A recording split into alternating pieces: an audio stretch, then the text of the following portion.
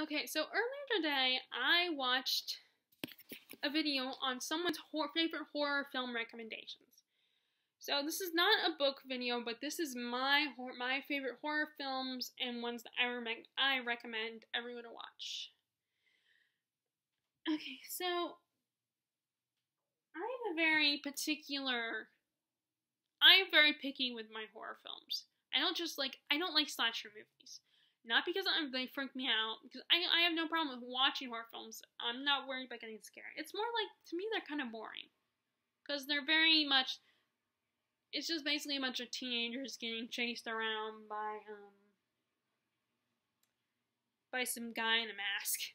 They're kind of stupid to me. I mean, I've made a few exceptions here. Like, I really enjoyed when my friend Terry, who grew up watching horror films all the time, even when she was a kid, she introduced me to Nightmare on Elm Street, which I like that one because it's different. It's a little different than your typical slasher film, because instead of it being just some guy in a mask chopping people up and stabbing them, it's a guy who kills people in their dreams. And that, to me, is really a really creepy but cool concept. The idea of the fact that you could die in your dreams.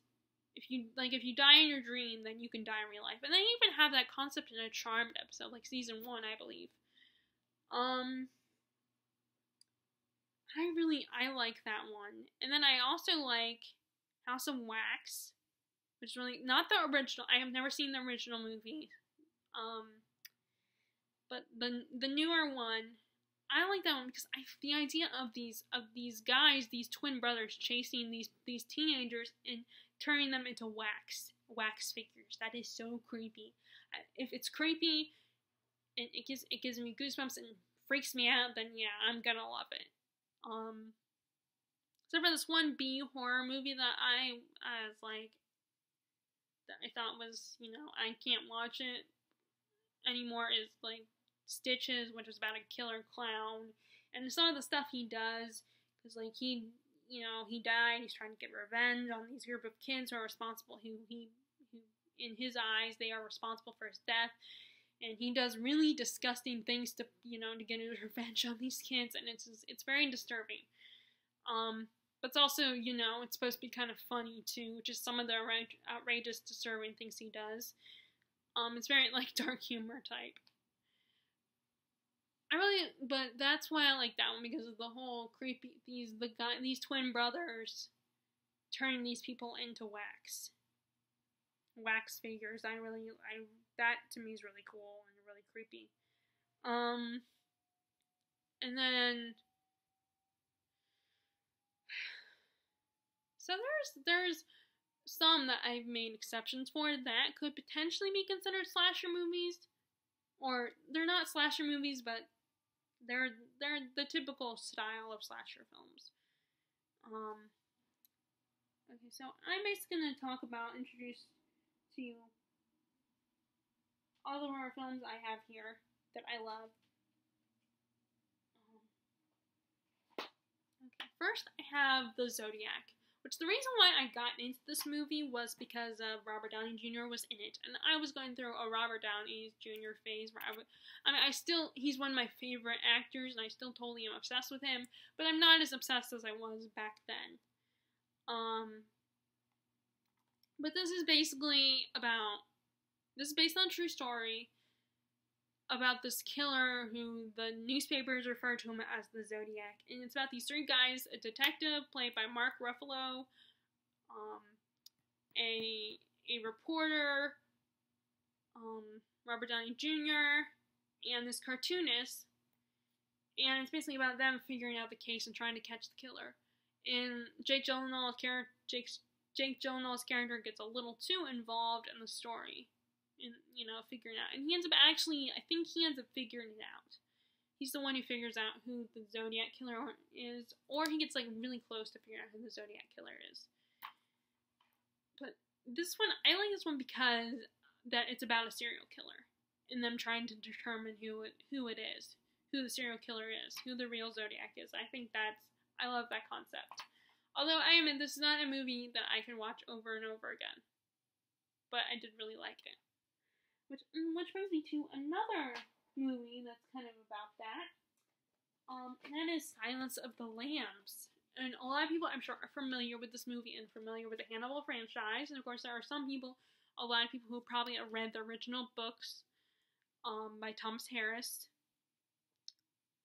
So basically, this is about this detective, this female detective, Clarice Starling, who there's a serial killer on the loose who's basically killing women and stealing their skin. So she gets help from this psychologist, former psychologist, who is a serial killer himself, who would eat people. He's a cannibal.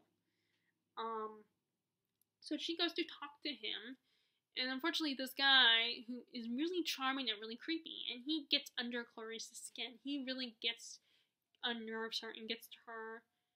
So it's kind of about their relationship and how he helps her solve the case of the killer.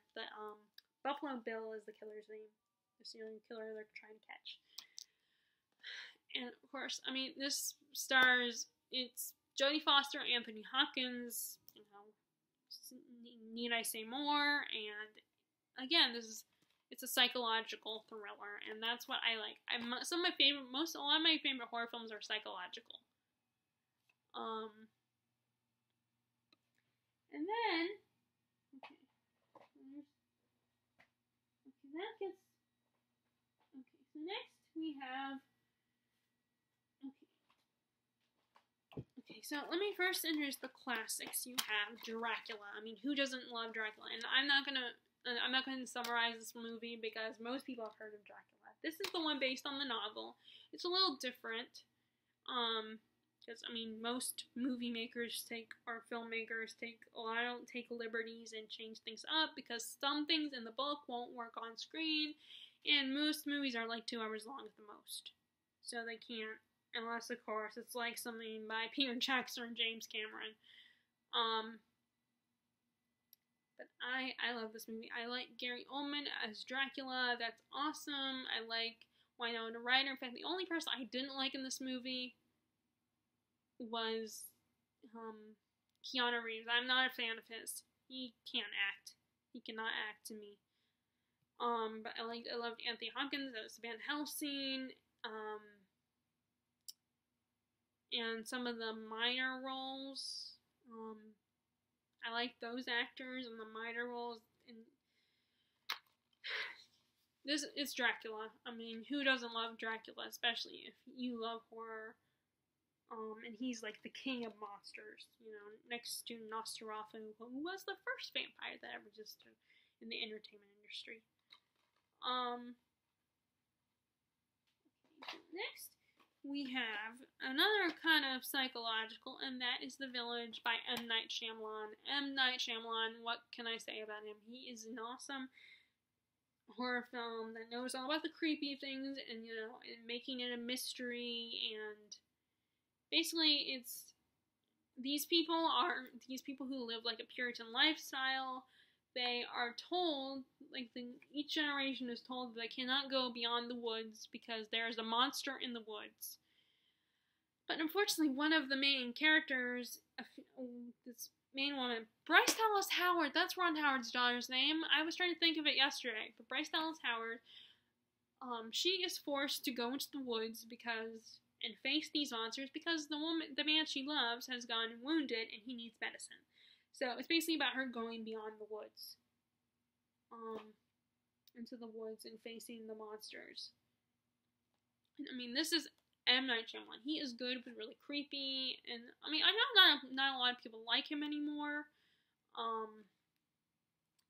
as much anymore, but I like him.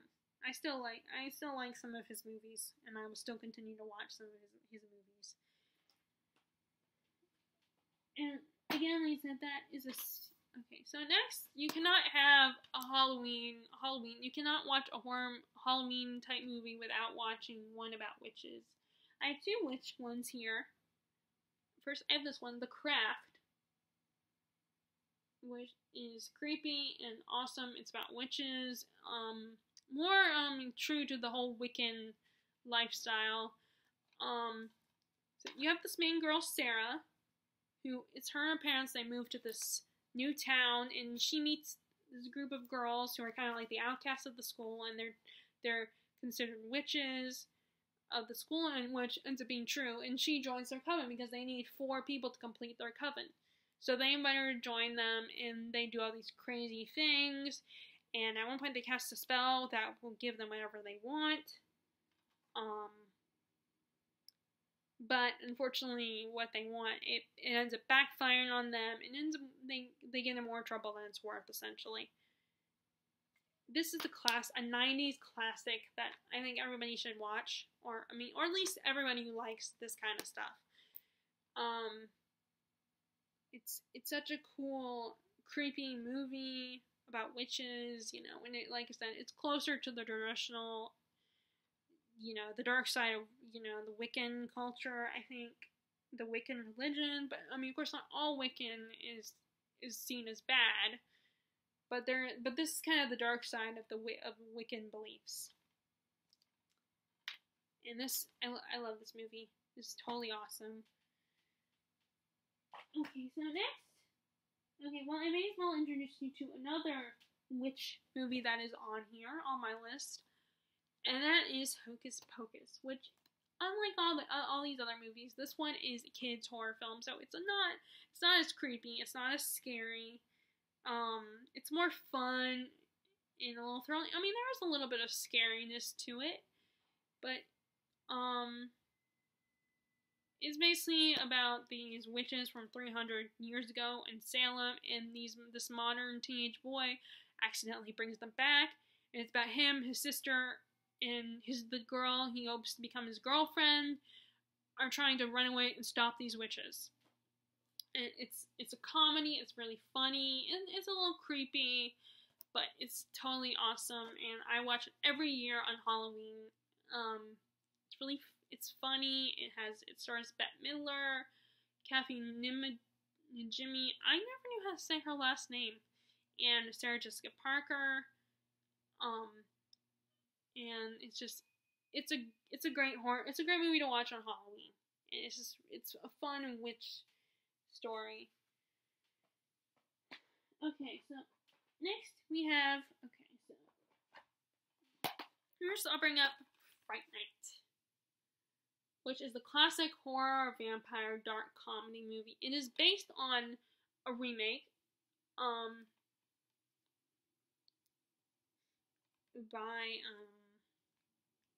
so basically, so it's pretty much about this kid, Charlie, living in Las Vegas, and he finds out that a vampire has moved in next door to him, and after witnessing his best friend, his ex-best friend, and his babysitter getting killed and turned into vampires, he and his girlfriend decide to stop this vampire, take it in their own hands to stop this vampire, and they get help from this vampire expert, Peter Vincent, played by David Tennant, which is the reason why I watched this movie.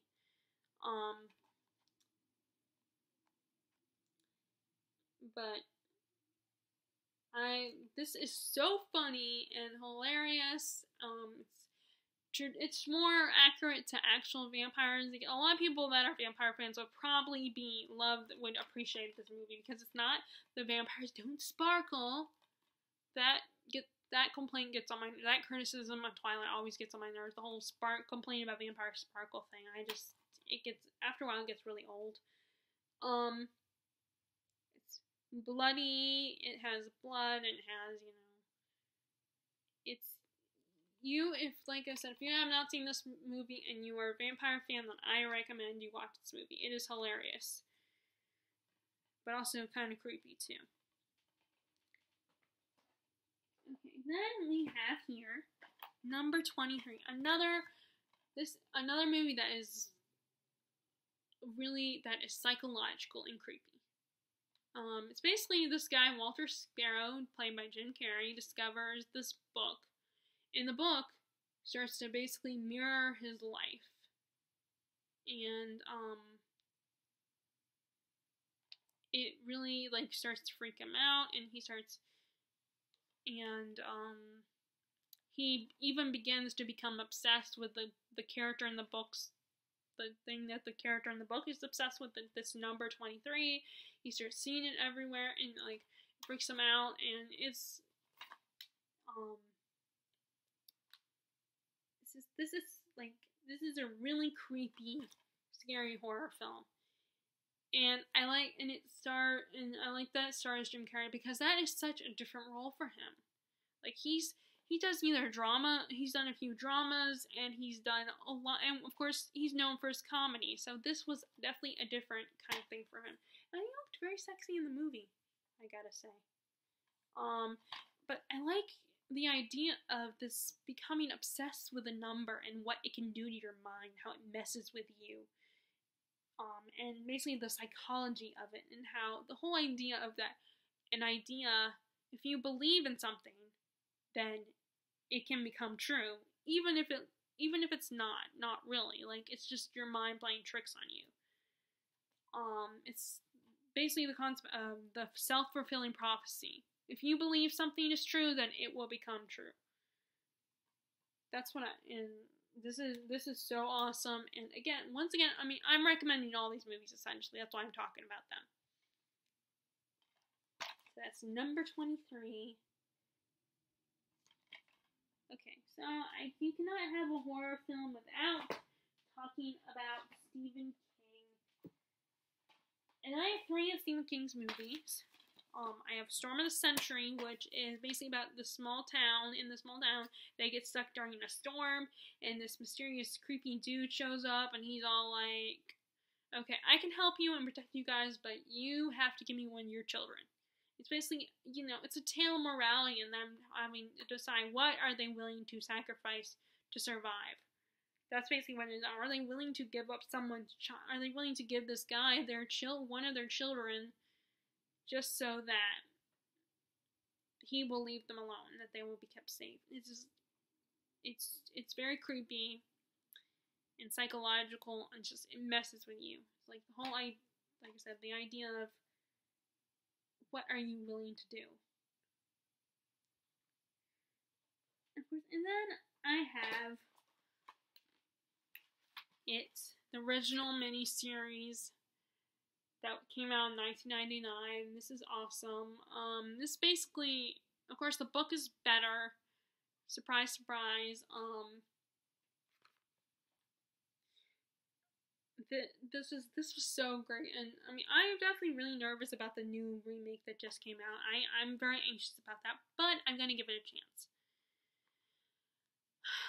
But it's basically these 7 people are the only ones who can protect their town and defeat the monster that haunts their town, essentially.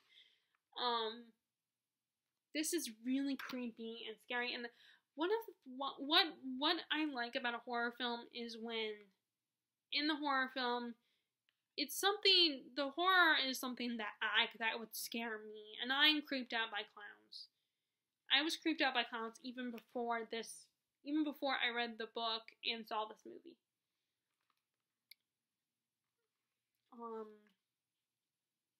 But to me, that's what makes a good horror film. If it's something that would creep you out.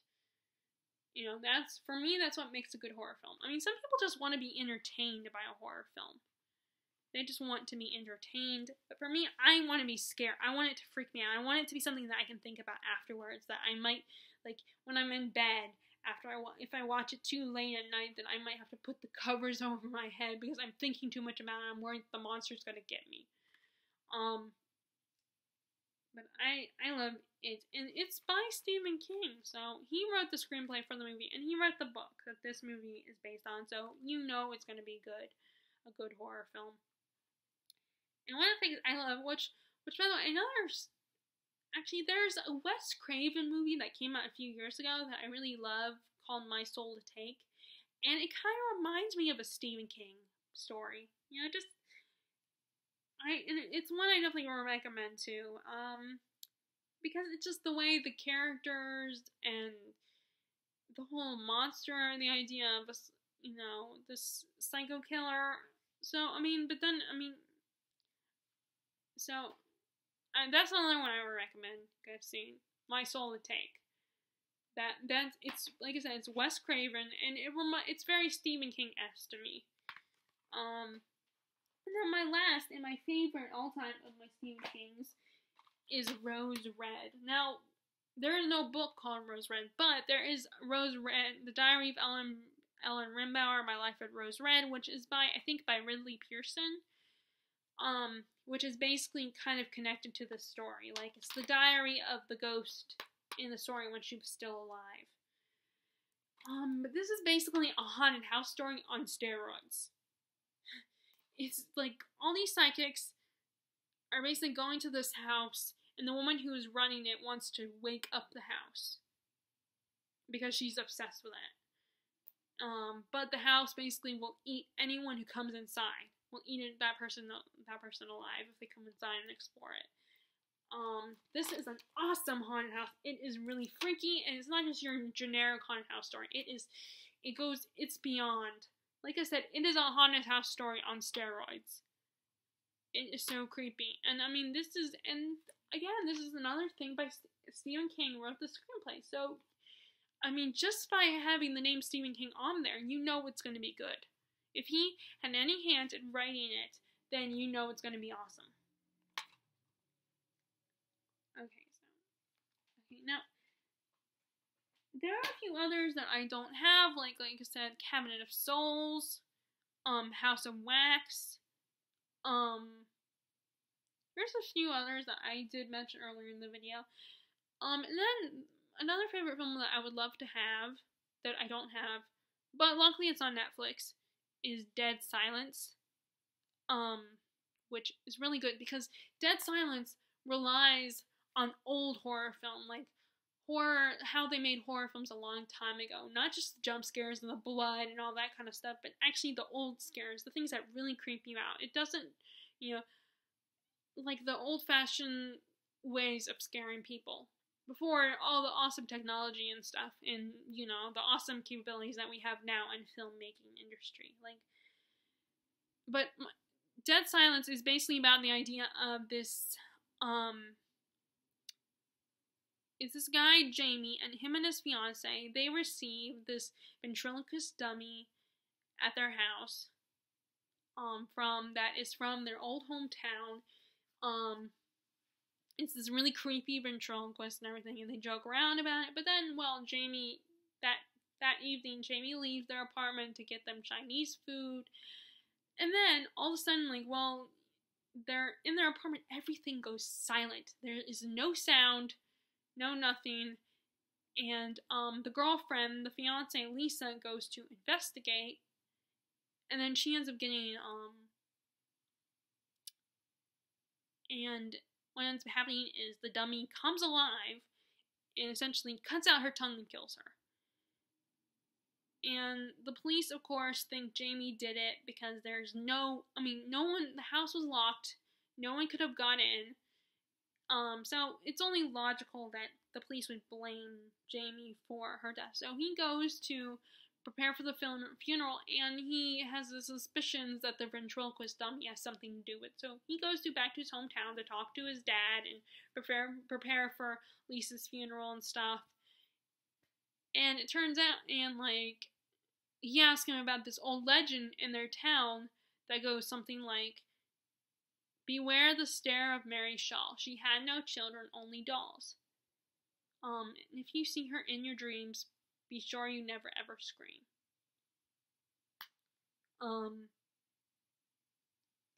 And so he starts to suspect that this legend is somehow involved in Lisa's death. So while he's trying to investigate this, the cop is flying around and won't leave him alone because, he believes Jamie is guilty and Jamie was the one that killed his fiance. And and of course, it's a horror film, so it's not just a murder mystery story. There's a ghost involved, and there's a bunch of dummies and dolls involved. And there's a little legend, it's a bit of a revenge story, and I just, because what I love about it is, first of all, it's about ventriloquist dummies, which, that freaks me out. Those things creep me out. So, again, as I said before, if the monster is something that would freak me out, or if it's about a subject that would scare me, then I'm gonna love it. And like I said, it relies on old-fashioned scares, not just the ones that are given to you with the help of technology, but old smoke machines and like light effects and stuff like that. Just all that creepy stuff. That's so to me that's a good horror film. And I think you guys should go watch. To me this Dead Silence is so creepy and and it's a very traditional horror film. And and if you like that, so okay, I'm gonna shut up now. Sorry, I'm really bad at this. I will get better at this, and I know I've said that before, but so those are my horror films I like, and I would recommend. And some, like I said, some of them I don't have. Some of the last few I mentioned are ones that unfortunately I do not have. And then I have all those. And then there probably some of those I will definitely watch this October. So I hope you enjoy my list of horror films, and if you like them, let me know. Or if you have any recommendations for horror films that you think I might like, let me know in the comments. Alright, thank you. Bye.